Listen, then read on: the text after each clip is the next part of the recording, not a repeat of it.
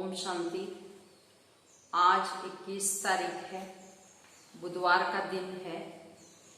तो आज सारा दिन मैं खुश रहने वाली और खुशी बांटने वाली खुश नसीब आत्मा हूँ, इस स्वमान का अभ्यास करेंगे और साथ साथ दिन भर खुशी में रहेंगे और औरों को खुशी भी बांटेंगे।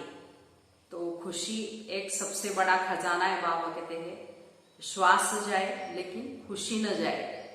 तो ऐसे सारा दिन खुशी में रहेंगे। तो आज बाबा ने कहा है कि बच्चों को रोज अपना पोता मेल देखना है, डायरी रखनी है। तो डर रहेगा कि घाटा हो रहा है या फायदा हो रहा है इसका, और चेकिंग भी होगी, पता चलेगा। इसलिए बाबा कहते हैं बच्चों को रोज चार्ट रखो, जो पता चले कि कितना समय ऐसे मीठे मीठे बाबा को याद किया। तो आज का महावाक्य है, बाबा कहते मीठे बच्चे रोज रात को अपना पोता मेल निकालो, डायरी रखो। तो डर रहेगा कि कहीं घाटा न पड़ जाए। प्रश्न है, कलम पहले वाले भाग्यशाली बच्चों को बाप की कौन सी बात फौरन टच होगी? उत्तर है, बाबा रोज रोज जो बच्चों को याद की युक्तियां बताते हैं वो भाग्यशाली बच्चों को ही टच होती रहेगी। वो उन्हें फौरन अमल में लाएंगे। बाबा कहते बच्चे कुछ टाइम एकांत में बगीचे में जाकर बैठो, बाबा से मीठी मीठी बातें करो, अपना चार्ट रखो, तो उन्नति होती रहेगी।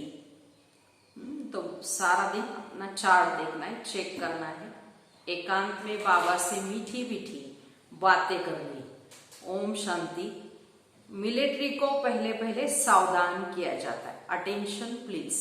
तो बाप भी बच्चों को कहते हैं कि अपने को आत्मा निश्चय कर बाप को याद करते रहो। बच्चों को समझाया है ये ज्ञान बाप इस समय ही दे सकते हैं, बाप ही पढ़ाते हैं कि भगवान वाच है ना। मूल बात हो जाती है यह कि भगवान को कौन पढ़ाते हैं, यह बात पहले समझने और निश्चय करने की होती है। फिर अतीन्द्रिय सुख में भी रहना है। आत्मा को बहुत ही खुशी होनी चाहिए कि हमको बेहद का बाप मिला है। तो बाप एक ही बार आकर मिलते हैं वर्षा देने। किसका वर्षा? विश्व की बादशाही का वर्षा देते हैं। तो 5000 वर्ष पहले मिस्र। तो ये तो पक्का निश्चय है कि बाबा आया हुआ है। फिर से सहज राज में बाबा सिखाते हैं, सिखलाना पड़ता है। तो बच्चों को कोई सिखलाया नहीं जाता, आपे ही मुख से मम्मा बाबा निकलता ही रहेगा, क्योंकि अक्षर तो सुनते हैं ना। तो ये रूहानी बाप है। तो आत्मा को आंतरिक गुप्त नशा रहता है, आत्मा को ही पढ़ना है।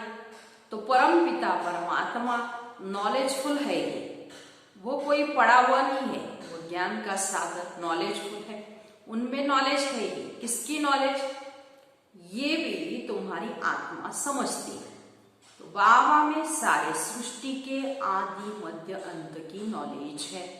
तो कैसे एक धर्म की स्थापना और अनेक धर्मों का विनाश होता है, ये सब जानते हैं। इसलिए उनको कहा जाता है जानी जाननहार, कह देते हैं।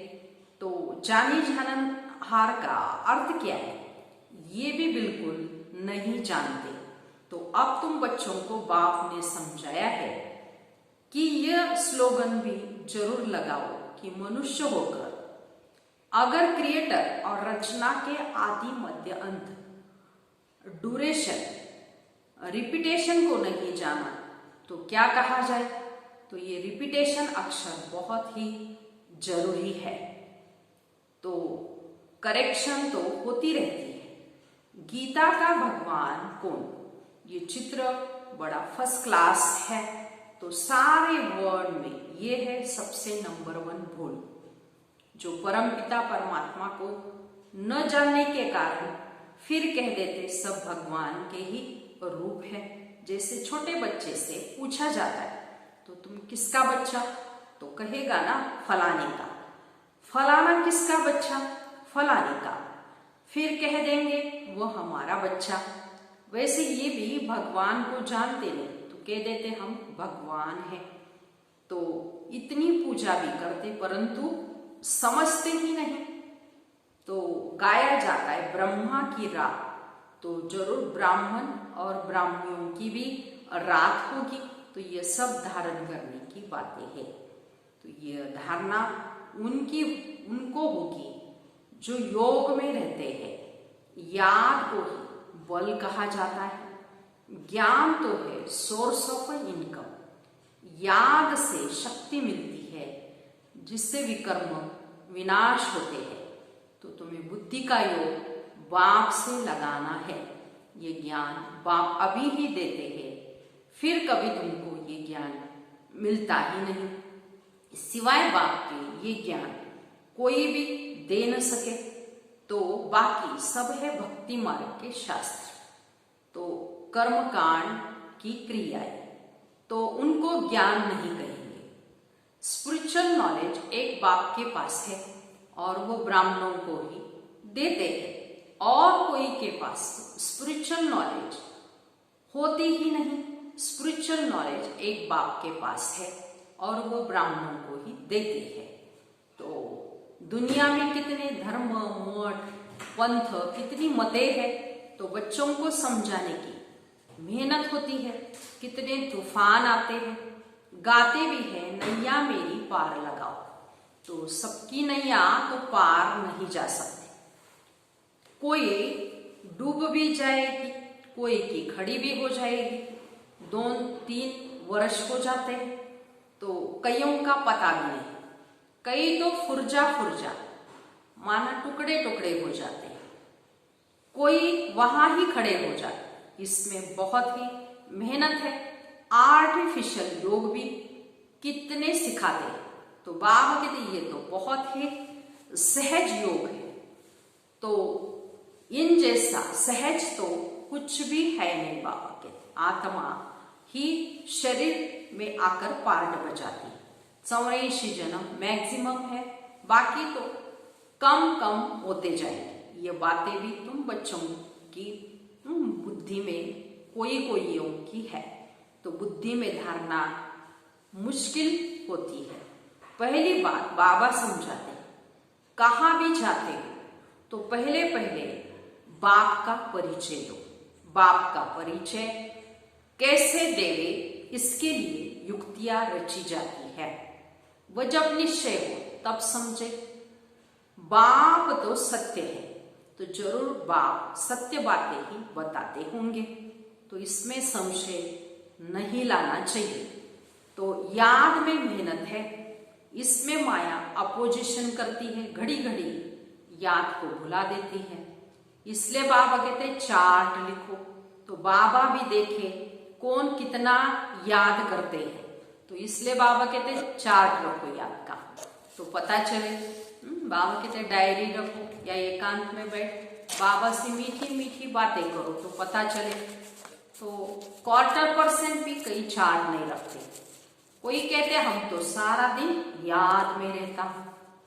तो बाबा कहते ये तो बड़ी मुश्किल बातें। सारा दिन और रात तो बांधेली जो मार खाती रहती है वो याद में रहती होगी।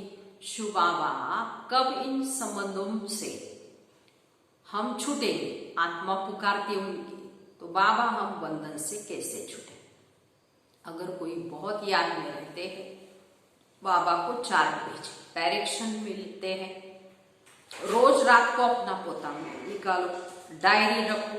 डायरी रखने से डर रहेगा, हमारा घाटा न निकला। बाबा देखेंगे तो क्या कहेंगे?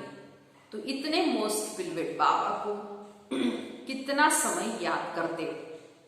लौकिक बाप को तो है ना, बाप कहते हैं कितना याद करते। लौकिक बाप को, स्त्री को तुम याद करते हो, तो मुझे इतना थोड़ा भी याद नहीं करते हो। चार्ट लिखो, तो तुमको आप ही लज्जा आएगी। इस हालत में पद पा नहीं सकूंगा।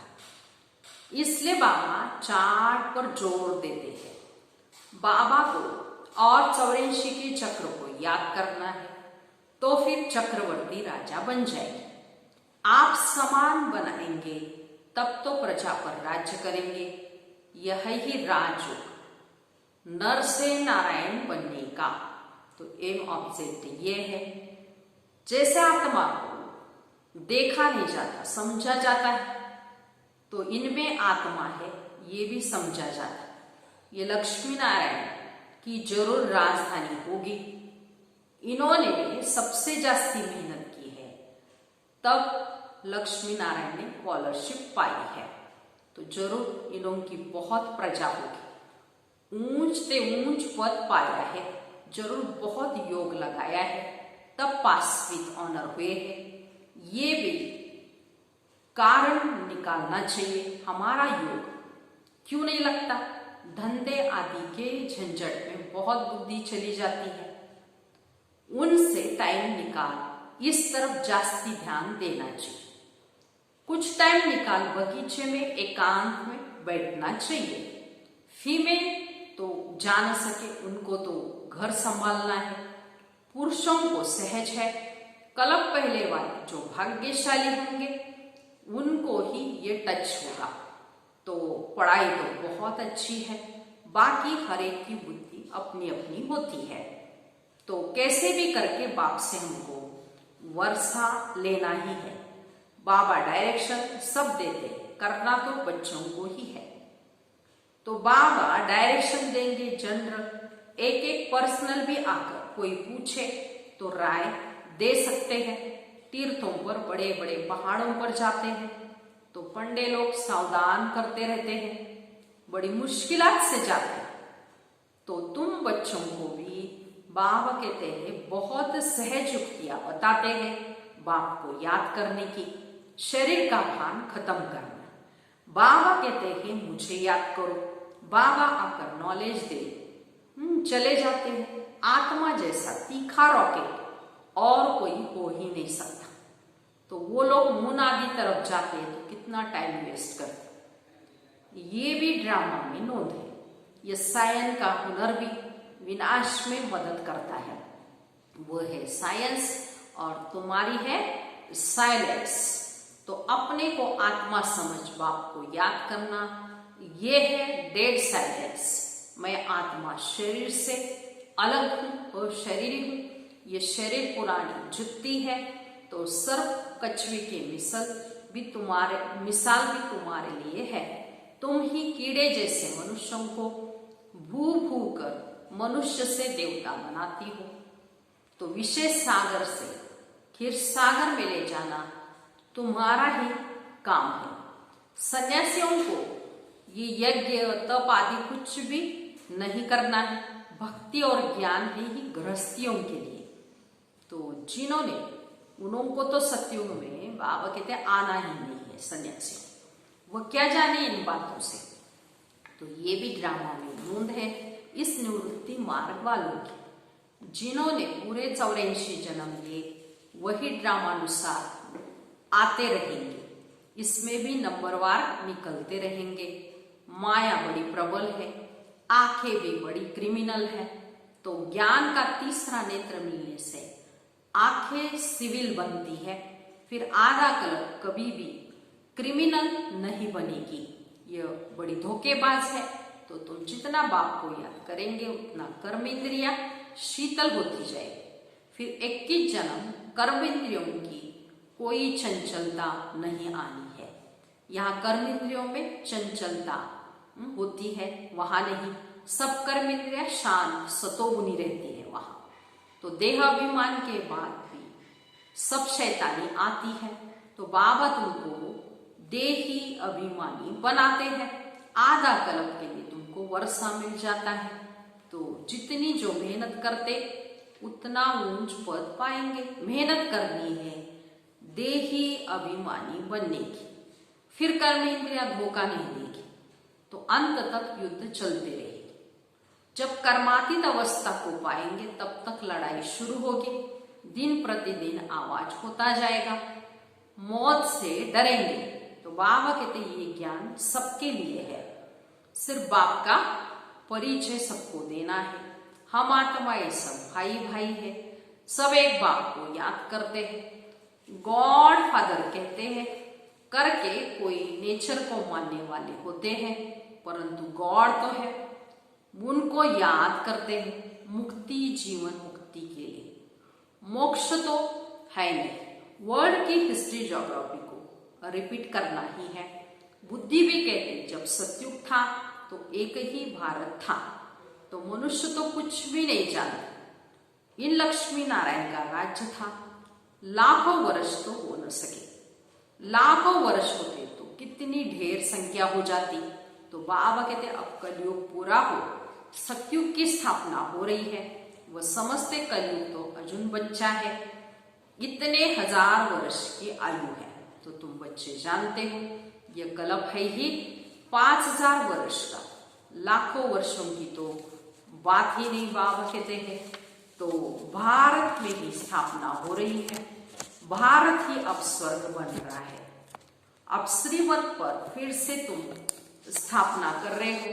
अब बाबा कहते हैं माँ में एकम याद करो। पहला सबक ही ये दो।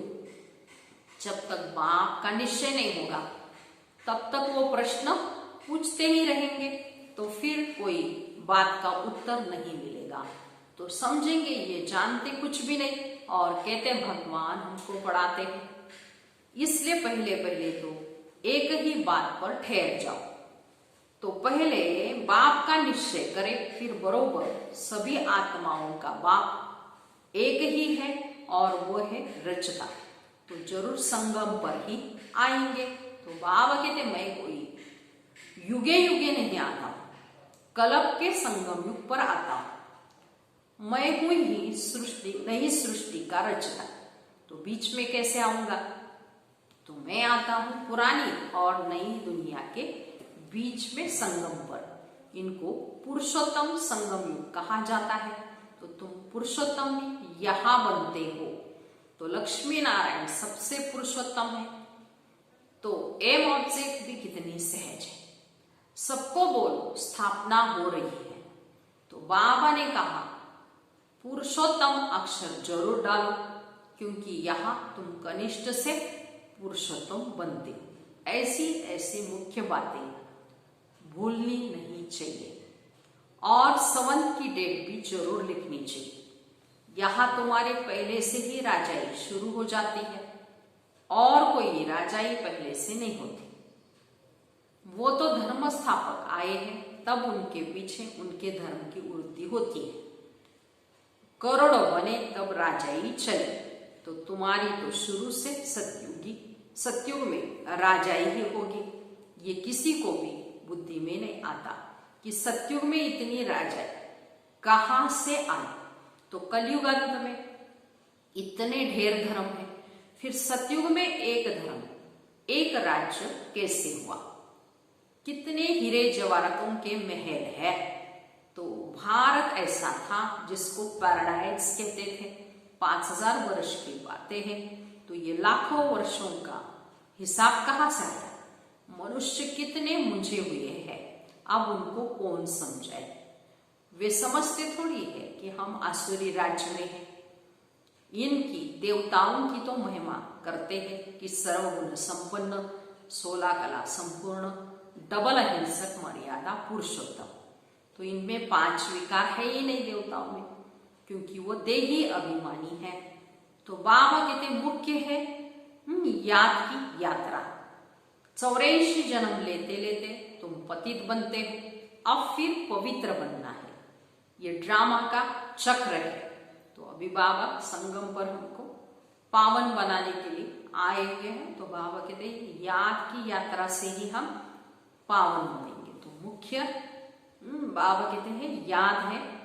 तो सारा दिन ये देखना है, चार्ट भी रखना है कि हम कितना समय बाबा को याद करते हैं। अच्छा, मीठे मीठे सिकिलते बच्चों प्रति माता पिता बाप दादा का याद प्यार और गुड मॉर्निंग। रूहानी बाप की रूहानी बच्चों को नमस्ते।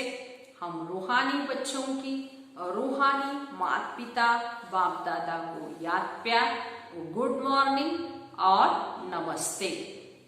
अभी सारी मुरली का धारणा के लिए मुख्य सार सुनेंगे।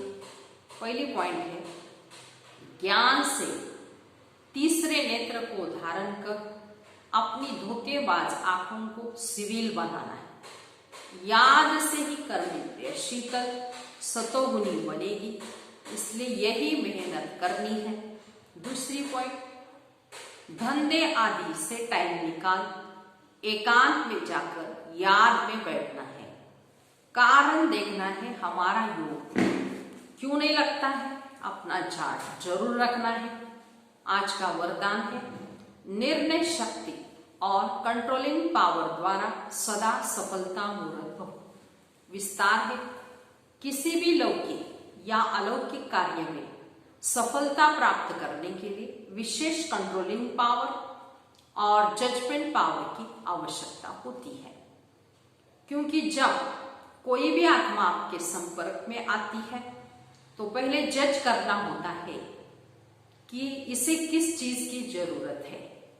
नब्ज द्वारा परख कर उसकी चाहना प्रमाण उसे तृप्त करना है और स्वयं की कंट्रोलिंग पावर से दूसरे पर अपनी अचल स्थिति का प्रभाव डालना है। यही दोनों शक्तियां सेवा के क्षेत्र में सफलता मूर्त बना देती है। तो बाबा ने आज सारे दिन के लिए सफलता मूर्त भव का वरदान दिया है, जिसमें बाबा ने कहा कोई भी कार्य में, लौकिक या अलौकिक कार्य में सफलता तब मिलेगी, एक तो बाबा कहते हैं हमारे अंदर कंट्रोलिंग पावर चाहिए और दूसरी बाबा कहते हैं जजमेंट पावर, निर्णय शक्ति होगी। तो बाबा कहते कोई भी आत्मा संपर्क में आए तो उसको जो चाहे वो दे सकते। जैसे डॉक्टर बाबा कहते हैं नब्ज देखते हैं फिर दवाई देते हैं जो बीमारी उसको, ऐसे हमको भी बाबा कहते हैं ये दो शक्तियां होगी तो कोई भी आत्मा को जो चाहिए वो हम दे सकते हैं और हर कार्य में सफल बन सकते हैं। स्लोगन है, सर्वशक्तिमान बाप को साथी बना लो तो माया पेपर टाइगर बन जाएगी। कहा भी जाता है जिसका साथी है भगवान उसे क्या करेगा, आंधी और तूफान। इसलिए हमेशा हमारा साथी बाबा है। इस स्मृति से हर एक समस्या विघ्न को सहज ही पार करना है। और बाबा कहते हैं माया तो बाबा साथी है तो फिर पेपर टाइगर बन जाए। अच्छा, ओम शांति।